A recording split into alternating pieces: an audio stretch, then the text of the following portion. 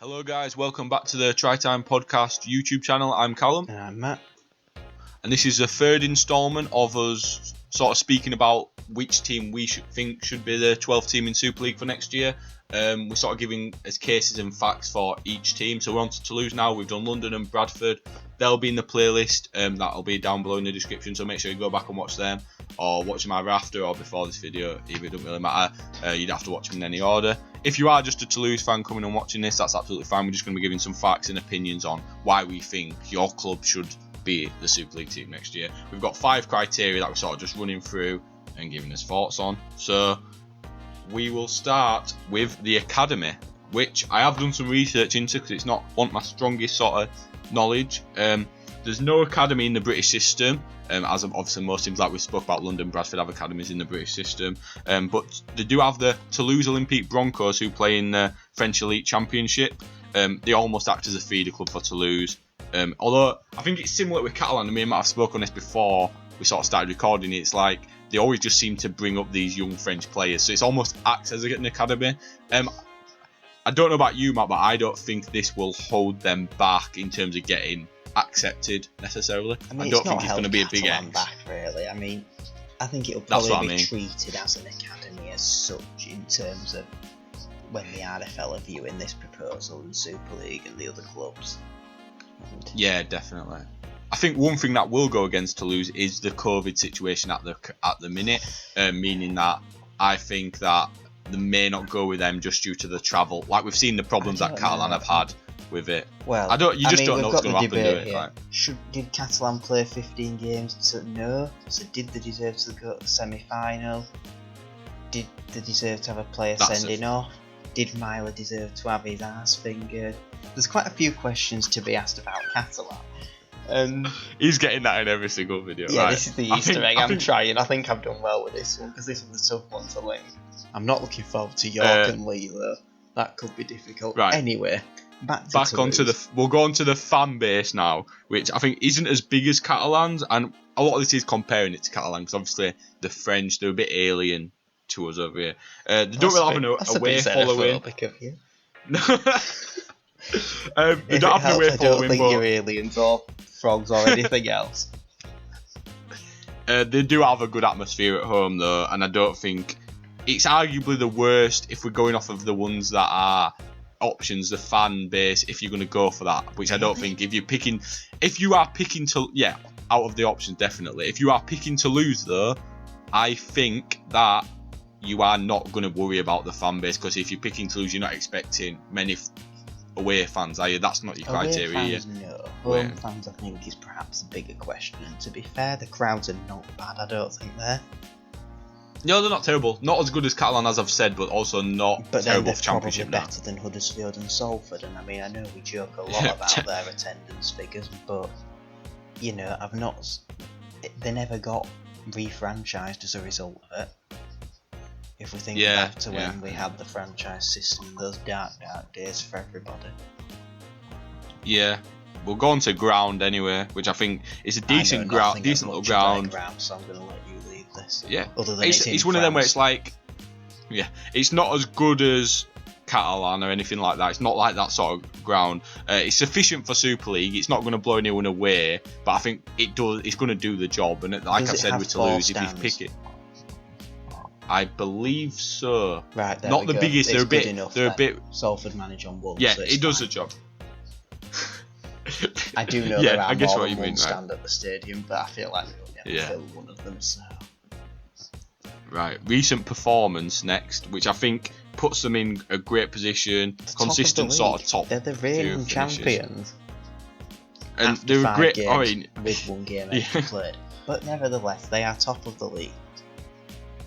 I just think they had a great season in 2019, which is the last full season the Championship has had. Just sort of fell off in the playoffs, which let them down, obviously. Also, I think one thing to kind of put in here weirdly is I think the fact that there's going to be a French derby if Toulouse go up, I think is really enticing. And I think that'll entice Sky in a weird way. I know it's not exactly recent performance, but I just thought it should go in this sort of section. You tried to argue reasons that Bradford are probably the favourites. I kind of did the same with London. here's one for everyone that loves a good conspiracy theory as to why this is a fix.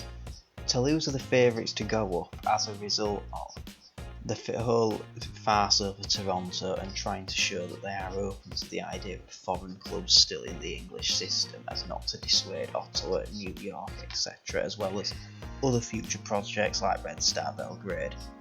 Therefore, to make themselves look all open and welcoming, Toulouse will get the spot in Super League. Yeah, maybe. I mean, I don't have them as high as London, but I think they're up there. Anyway, I think now we'll go on to the last criteria, which is the current squad, which I think is quality in caps. Squad, and I think they've strengthened. There's so many underrated players. Which is, if you look at this squad on paper, it is honestly unreal. And at home, at home in Toulouse, it is more of a fortress than Catalan have at their ground. Like, I think they could show that in Super League as well. Like, Marc Corella, I don't know how he isn't in Super League. He's amazing. He's always good for France, always good for Toulouse. Jonathan Ford as well. Even like they've got like Jai Hitchcock, Harrison Hansen, players with Super League experience. Harrison Hansen, I actually think that God, he's still knocking about. But I think Palacina. I said in the London video that I thought London had the best squad in the Championship, which I think they do. But I'm going to make a claim that I think this current Toulouse squad would do the best out of these options in Super League if you threw them in next year now with no squad improvements, because I think they've got a team that at home is almost unbeatable, and they've got experience and quality, underrated players who I think would shine. Improvements there. Have we seen who they have been recently linked with as a result of his exploits in Elite 1 French rugby? Go on. The vegan demon, Anthony Malala. What a coup that'd be. All I'm going to say is, as well, which I'm going to add, which has come out in the last couple of days, is that which you might not have seen, Matt, they have signed Dominique Peru from St. Helens. I have seen that, and that is a fantastic signing. That almost makes me think that they potentially are getting the spot and already know they're getting the spot, and they're already starting to sign players for the Super League. If you want another conspiracy, they'll probably take it off them for revealing them too early. Yeah, definitely. I mean, we all know, but yeah, it's a great squad. It could definitely do it. I think they've got a quality squad, and I think we've got us ranking where we're going to rank it. Sort of as we go along, we're going to rank them how we think they're going to sort of like they should get it, whether or not they should get it, and rank it in 1 to 6, I guess, as we go along. So this is the third one. Where are you putting it? We've gone London and Bradford so far. You can see the list on the screen now. Well, I don't know on this for you viewers, and I'm deciding between two places, and I'm actually gonna just double check the 2019 standings, because without that, I'm pretty sure they finished second. I can't remember if they finished second or third, and that's what I want to say second. Out. But that season were a mad season where in the late, I pretty sure I remember the last few weeks changing around all the standings within that like 3 to 4, 2, 3, 4 positions. They did finish Toronto. Second, a point ahead of York. Yeah. Right? Yeah. Because that's what I know. So just double check, and that answers my question. I'm gonna go on. Put Where you ranking Toronto, them? Not Toronto, for God's sake. Toulouse. They begin with T and foreign. Let me off. I'm gonna put Toulouse first in this list. First, for me, I'm gonna put them second behind London in mine. But very close, and this is the team. If Toulouse got in Super League, I would be very happy with it. Not Toronto. I would actually be happy. No, Toulouse actually, because I can get it right. I know what I'm talking about. You don't think they're going to win? But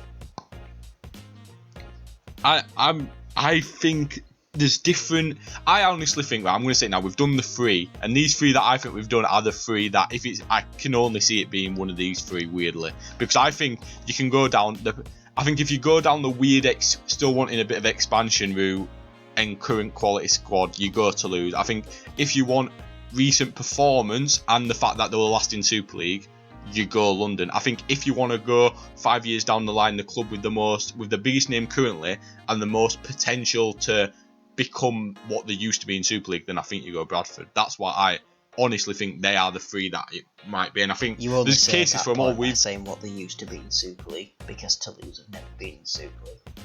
Anyway. Yeah, well that's what I mean. That's what I mean by Bradford. I think if they want a long-term project, that's going to be they're wanting someone who's going to be good now and a big name now, and as long as they give them this, like, do you know what I mean? There's different things. There's Well, different. let's What I'm save the saying is, arguments and there's do a different more ways you. detailed episode after the 6th. And whilst you are here, make sure to subscribe to the playlist to get on the next 3 involved, who I believe are York, Lee, and Featherstone. And Yep. but what to expect in those videos, more of the same criteria. I'm going to try and give you each a reason why they should and will get in terms of the RFL if they have a back pocket big enough, and and keep an eye out for the Easter egg. Where else can Joe Tompkins' incident with Milo be fitted into the next 3? Yeah. Thanks for watching, guys. See you next time. Goodbye. Yeah. See you later. Bye.